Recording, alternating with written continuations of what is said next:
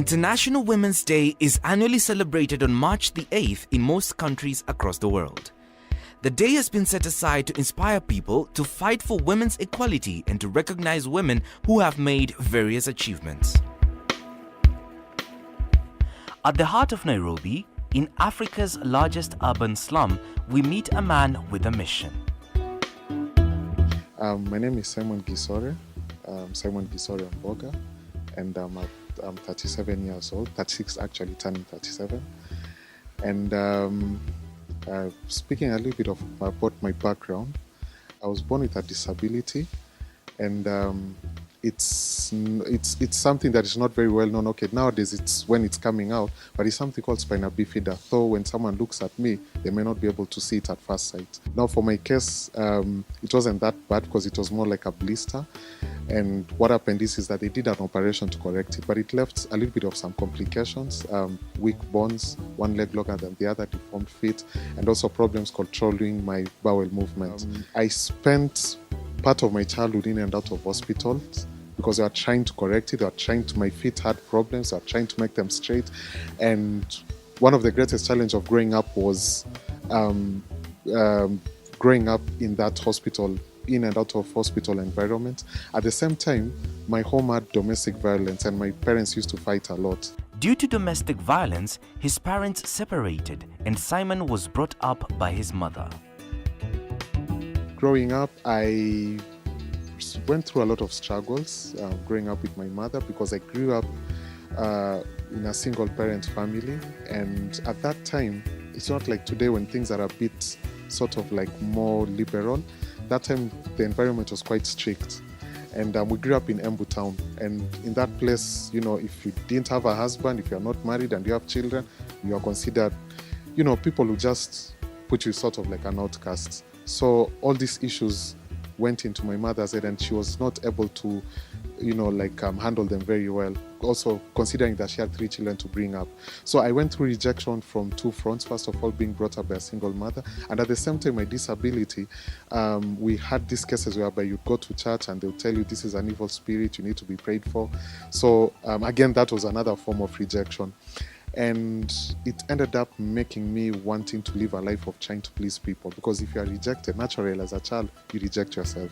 So you try to win love from people. After years of struggling with self-acceptance due to his life experiences, he started a project he calls Icon. It was in 2012 and I didn't have anything other than an old computer at that time. I was just somewhere there. And that's when the idea of Icon came in. And why did I call it Icon? The dream that I had was inspire, connect, and discover. And the idea was to inspire somebody out there and not just leave them at that state of being inspired, but connect them so that they'll be able to discover their dreams or make them into reality. And that was the birth of the Icon project at that point. The project is all about going down to the grassroots. You see, you have other organizations, when they are trying to reach out to people, they try to do more of a community work, like blanket projects, to try to help as many people as possible. But with Icon, the idea is to go down to the grassroots and touch an individual's life. You know, that's the whole idea about it. And the second idea about Icon is not to do everything for the person who's in need, but to be able just to give them a lift. You know, just one step, then they can take the next step. And then with the dream that as they take the next step, they'll be able to lift somebody else up and push them up as well. Simon has been helping women, especially single mothers and widows, overcome their unique challenges.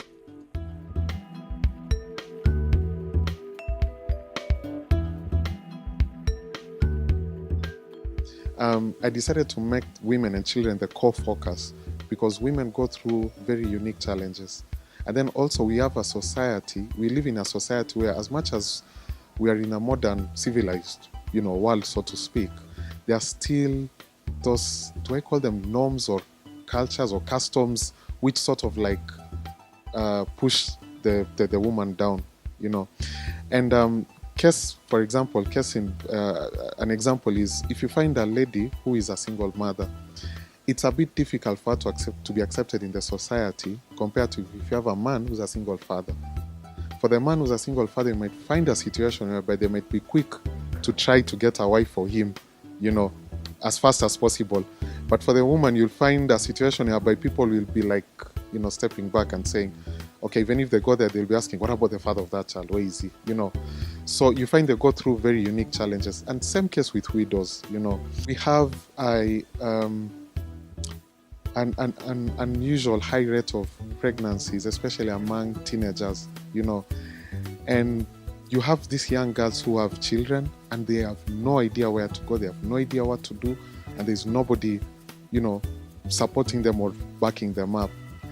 And I felt that if we are able to reach out in a special way to these groups of individuals, that will actually make, in the long run, will make a bigger impact in the society today. And at the same time, if you help a single mother or a widow and you look at the children will be able to draw inspiration from their parents.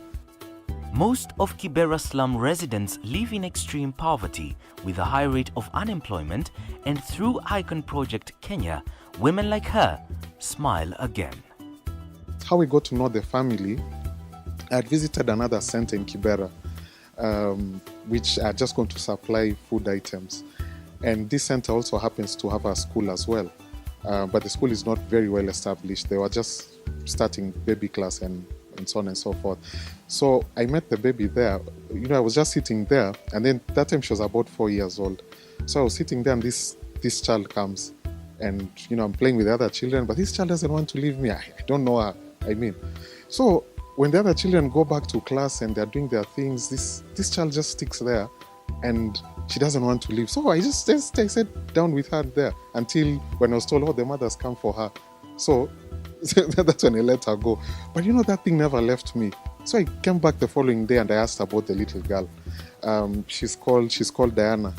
So Diana Mora. So I asked, let me see Diana Mora, because there's something that drew me to that little child. I asked a little bit about her background. That's when I was told the story of the mother.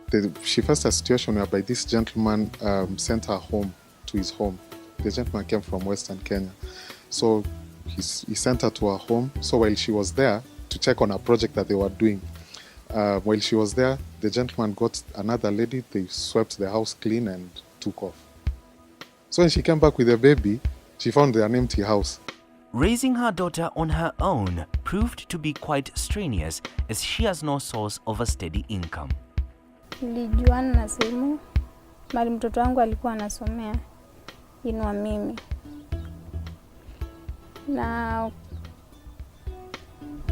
ilikaa kidogo kama mtoto wangu anakuja ananiambia kuna mtu kwa shule anaitwa Saimo wanachezanga naye akikuja huko. Sasa wiki yenye ilikuwa inafuata niliitwa shule na mwenye shule kaniambia kuna mtu anataka tujuane, anataka kusaidia mtoto wangu. Mimi venye nilienda hapo tulijuana, nikamwelezea shida zangu. Ndio kutoka hapo akaanza kulipia mtoto wangu school fees na kutusaidia kwa shida zingine dogo za nyumba. Kama saa zingine mtoto ni mgonjwa, na saa zingine nampigia simu ananitumia kitu, napeleka mtoto hospitali. Sasa hivi amekuwa tu akinisaidia sana. Through his selfless act, Diana enrolled to a good school and her performance improved. So I was able to get a gentleman from the UK who offered to pay school fees for her. So we moved her to a different school, which I felt was a bit more stable than where she was. So I advised the mother, and the mother accepted, and I moved her there. And she's been in that school since then. Now she's in Standard 2.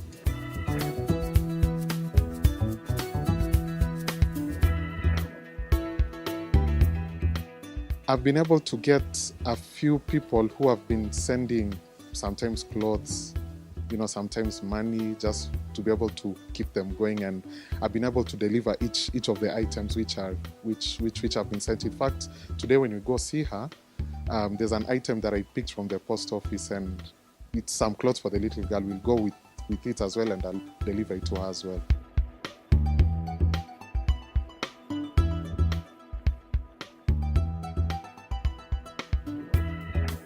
Maisha yangu imechange sana tangu nikutane na Saimo. Saa zingine nilikuwa nakosa, saa zingine njaa tunalala. Lakini tangu nikutane na yeye amenisaidia juu saa zingine kama nimekosa namwambia yenyewe nimelemewa, nisaidie, na ananisaidia. It is stories like this and a determined mind that keeps Simon on his path. My experience growing up, I had nobody to guide me. I had no form of mentorship. I literally went through life on my own, trying to find my way through life. He set out on this project due to the challenges he saw his mother face as a single parent. My mother was quite busy, and I don't blame her because she had a lot in her hands. She was bringing 3 boys up on her own. There was the office where she was working, so she didn't have time to come and start working with us or working with me. And for me, when I look at other people and I see them struggling on their own, I just don't want them to go through what I've gone through. Simon has gone beyond his means, not letting finances be a hurdle as he keeps on fighting for widows and children within his community. We need to change our mentality about women. We need to stop looking at them from, first of all, there's the perspective of like a tool. Like you see an advertisement, see a beautiful girl there, and you're wondering, is she part of the package or something, Secondly, we have this stereotype. You'll see a single mother, you judge her. You don't know her story, you don't know where she comes from. One thing I've been encouraging the single mothers I've been helping is that even if they are not, if for example, it's just because they are not married, you should not stop them from succeeding, that they should have dreams. They can buy land, they can build a house. You don't have to sit and wait to be married to go and stay in someone's house. No, you can build your own house, you can open your own shop. So I think we need to change our form of thinking.